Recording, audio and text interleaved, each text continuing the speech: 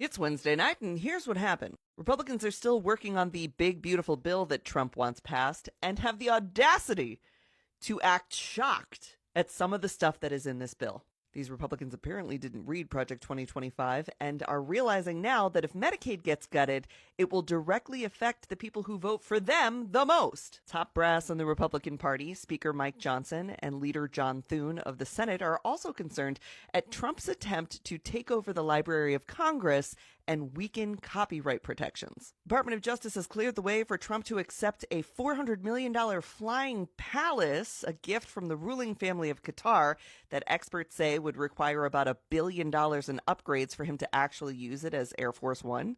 You guys, I think he's just going to use it as it is. Do you think he's going to wait to use his $400 million plane? It's a good thing Department of Justice has cleared the runway for this jet to come on into the United States, because the next thing they'll have to work on is figuring out how they're going to make it okay for him to put a Trump Tower in Saudi Arabia.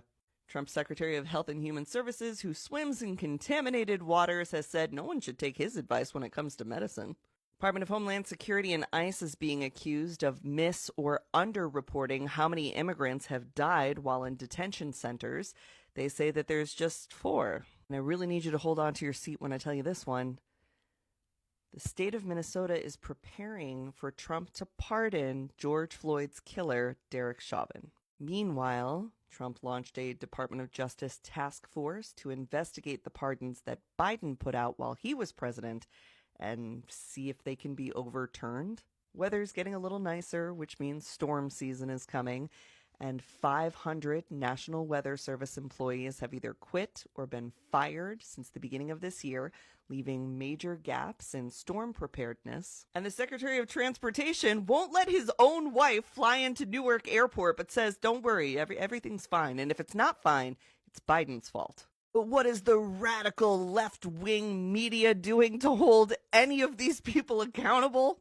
Releasing a book about how Biden is old and didn't recognize George Clooney at a fundraiser.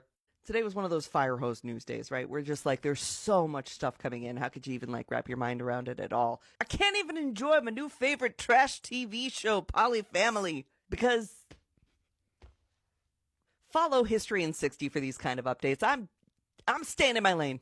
Just rant in the comments about what you're feeling like. I feel like we got to get stuff off our chest. We got to talk about it, right? We have to kind of clear our heads so that we can hopefully fill it with better, more useful information soon.